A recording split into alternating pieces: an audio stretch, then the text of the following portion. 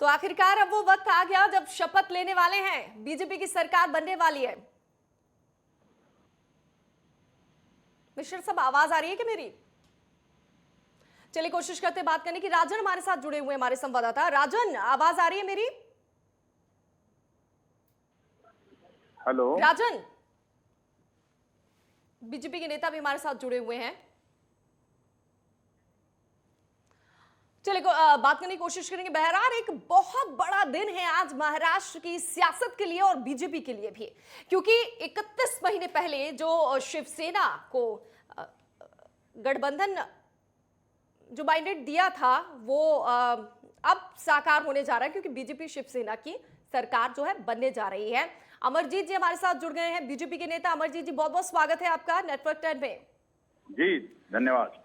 जो मैंडेट दिया था शिवसेना और बीजेपी को, वो संभव नहीं हो पाया था उद्धव ठाकरे की जो मंशाएं थी उसकी वजह से, लेकिन अब वो दिन आ गया है कि वो सच साबित हो रहा है। क्या कुछ तैयारियां हैं? 7 बजे शपथ ग्रहण है। अमरजीत जी।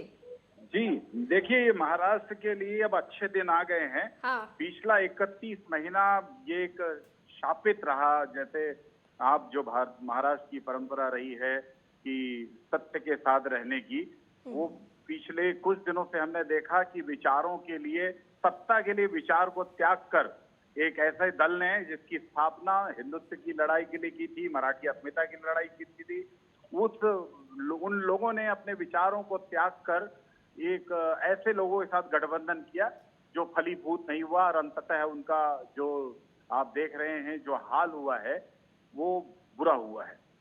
तो अब मुझे लगता है महाराष्ट्र की जनता के लिए अच्छे दिन हैं, और विकास के जो काम रुके हुए थे, लगातार स्थगित किए जा रहे थे, वे अब फिर एक बार जोर पकड़ेंगे और महाराष्ट्र की तकदीर फिर चमकेगी। बिल्कुल। और आज शाम को 7 बजे सीएम पद की शपथ लेने वाले हैं फडणवीस, और शिंदे भी लेने वाले हैं। इससे तो बिल्कुल साफ हो गया है कि फटाफट काम हो रहा है। अब शपथ होगी, फिर कैबिनेट के जो मंत्री हैं वो तय हो जाएंगे, और उसके बाद विभागों के बाद जो आप लोग कह रहे हैं कि विकास जरूरी था, विकास के लिए सरकार बनी थी, लेकिन विकास हुआ नहीं, और वो विकास अब बीजेपी करके दिखाएगी।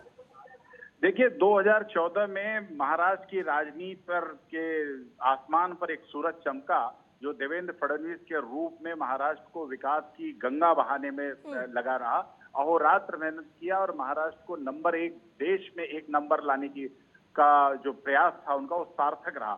अब जाकर जब महाराष्ट्र गति पकड़ने जा रहा था, तो अचानक 2019 में उसे ग्रहण लगा दिया उद्धव ठाकरे के इस अपवित्र गठबंधन ने, और मुझे लगता है कि जो पीठ में छुरा घोंपते हैं उनका हाल यही होता है। और अब मुझे लगता है कि महाराष्ट्र में एक फिर से नया सूरज उदय हो रहा है, और एक ऐसा पवित्र गठबंधन हो रहा है जिससे महाराष्ट्र का भला होगा।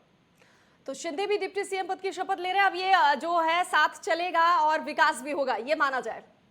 बिल्कुल, जो लोग विचारों के साथ, विचारों से एक दूसरे के नजदीक होते हैं, उसे पवित्र गठबंधन भी कह सकते हैं, और उसे महाराष्ट्र के विकास के लिए नजदीक आने का एक अवसर भी मान सकते हैं। यानी मजबूत गठबंधन आगे चलता रहेगा। बहुत बहुत शुक्रिया अमरजीत मिश्रा जी हमसे बातचीत करने के लिए। राजन मिश्रा हमारे साथ, हमारे संवाददाता, बहुत बहुत शुक्रिया तमाम अपडेट्स हम तक पहुंचाने के लिए।